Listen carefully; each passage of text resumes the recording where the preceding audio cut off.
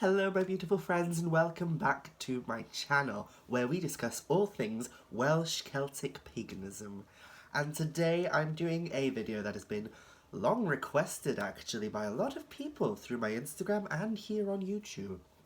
And so I think a lot of you will be very happy to see this. So today we're going to talk about books, specifically books that I would recommend that anyone who has an interest in Celtic paganism and specifically Welsh Celtic paganism. So the books that I will talk about today, there's not that many actually. I've got a pile here on my desk with me. And we're going to talk, I can't speak. We're going to talk through the different books. There's not many of them, but a lot of them are filled with the most potent information possible to help you streamline your practice and inform and inspire your magical and spiritual practices. So yes, let's just dive right into it. I'm going to try and keep this video as short as possible. So first and foremost, if you are interested in Welsh Celtic paganism, the number one book that you need is a copy of the Mabinogi. Now it'll come up as the Mabinogion. As a Welsh speaker, I won't get into why I don't like Mabinogion, but it's wrong. It's Mabinogi, not Mabinogion.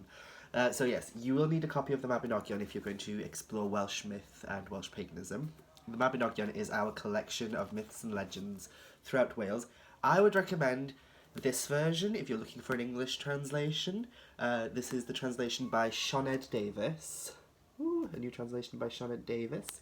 It's published by Oxford and it is lovely. So this is where you will find stories surrounding figures such as Taliesin, Ceridwen, Rhiannon, Branwen. You will find all those stories in here. And so yes, that is why that is number one on my list of books that you will need. Now number two, following on from the myths, I think a lot of people overlook folklore and fairy tale.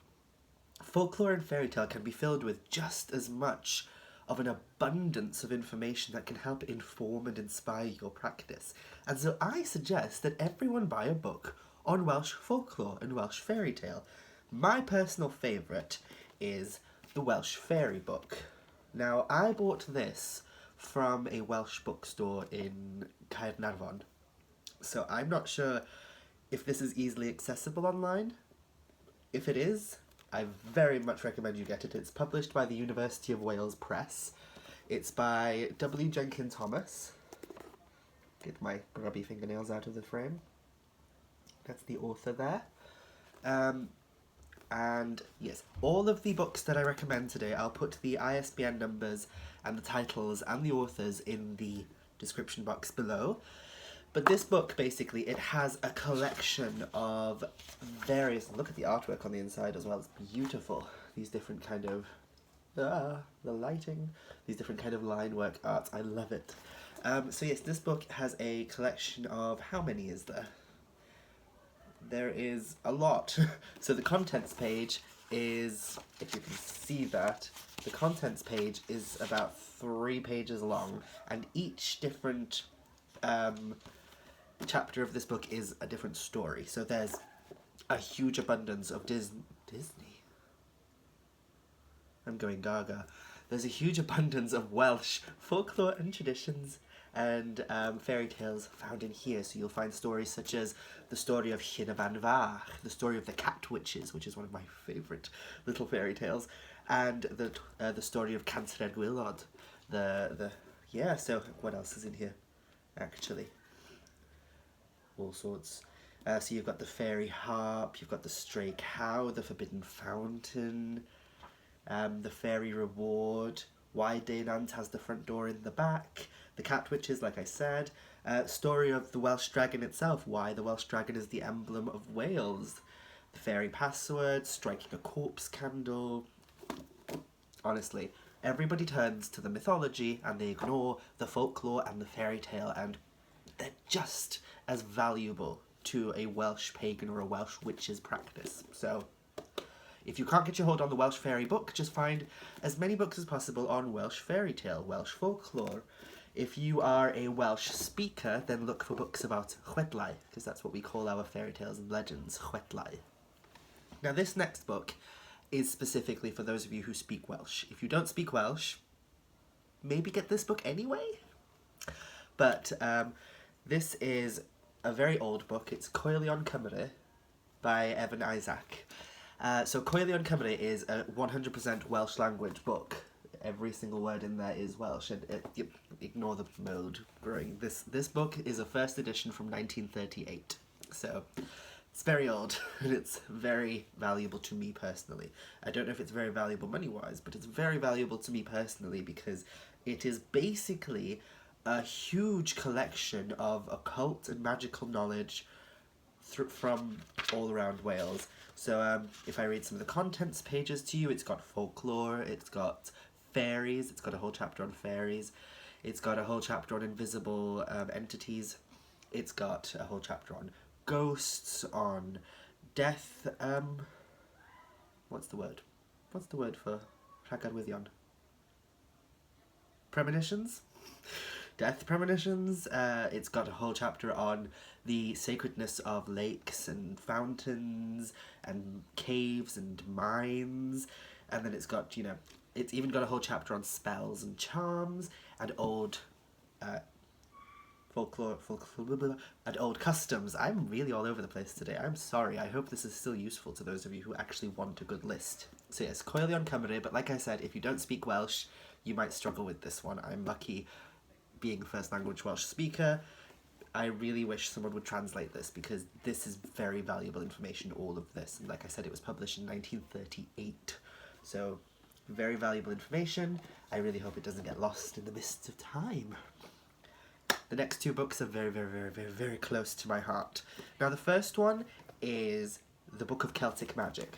Now the Book of Celtic Magic is written by Kristoffer Hughes, who is the chief of the Anglesey Druid Order.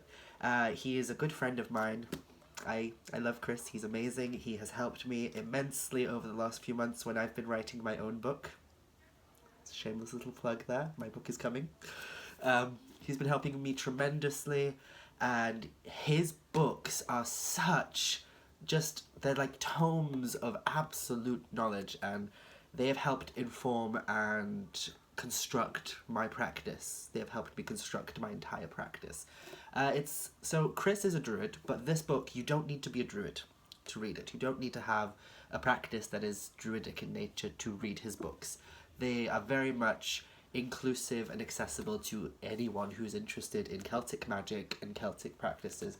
So this is the Book of Celtic Magic by Kristoffer Hughes, published by Coelion, and yeah, in this you will find everything, just everything you need. He is amazing.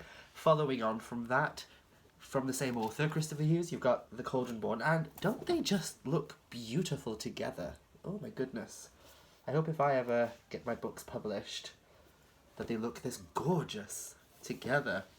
But from the Cauldron Born is, the Book of Celtic Magic is more of a general overlook into Celtic magical practices and Celtic paganism from Wales, specifically, rather than Irish or Scottish like you would usually find. That's very much Welsh.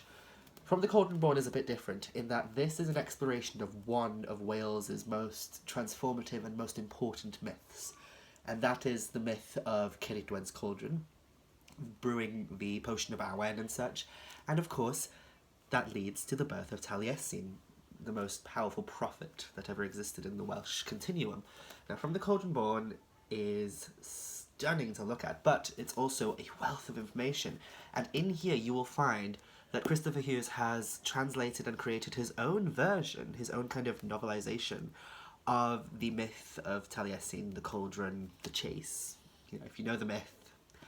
But the version of the tale that Chris has written in here is just beautiful, and it's just so accessible, it's easy to read, it's easy to understand, and it just helps you connect with it on a deeper level. This is very useful if you work with Ceridwen, the witch goddess, or if you work with Taliesin, or if you just want to learn a little more about that story. So, moving on. The next book I have a very weird copy of this. I bought this off of a used bookstore and I have no idea what this is. But this is British Goblins, Welsh Folklore, Fairy, Mythology, Legends and Traditions. Now this book is predominantly about Welsh fairies, so it will teach you about Welsh fairy lore, Welsh fairy folk practices and beliefs, but it's much more than that too. It's got chapters on ghosts and ghostly sightings throughout Wales. It's got chapters on old Welsh traditions and practices and magic and all sorts. So it's a very good book. It's very useful, and I found it very useful for delving into when I want to learn more about fairies specifically. And next up, and finally, this is the last book on the list, we have, this one's a bit hard to find, and I very much apologise for that, but I couldn't not include it on this list because it's just so perfect. It's such a wealth of knowledge, and I adore it. And that is Richard Suggett's A History of Magic and Witchcraft in Wales.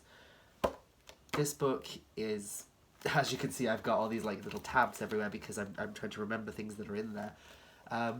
This book is just a general insight into folk magic in Wales. So if you are a witch, if you're specifically into witchcraft and magic, this is a must-have. It is out of print, unfortunately, so finding it online is hard, but it's not impossible. I looked for it for a year and could not find it anywhere, and then randomly it popped up out of the blue on Amazon for a very, very cheap price. I think it was about £10. And usually it goes for about £100, so but it is very much worth it. It's got so much in here that's just worthwhile to read if you're a witch or a magical practitioner who works within the Welsh continuum. There's all sorts of like charts and pictures as well, teaching you about the terminology of magic in Wales, such as what the actual word for witch is, because it's not sgrach, it's not grach. So yes, that's A History of Magic and Witchcraft in Wales by Richard Suggett. If you can get your hands on that, do it. And yes, that's it. That's my list for today. I do have a lot of other books that I recommend that witches who are interested in Welsh paganism and Welsh magic delve into, but those are the main books that I would recommend for anyone venturing down this path. I hope you enjoyed that. I'm sorry that I've been all over the place. I've had a very, very busy day. But yes, thank you for watching, and I will see you later. Bye.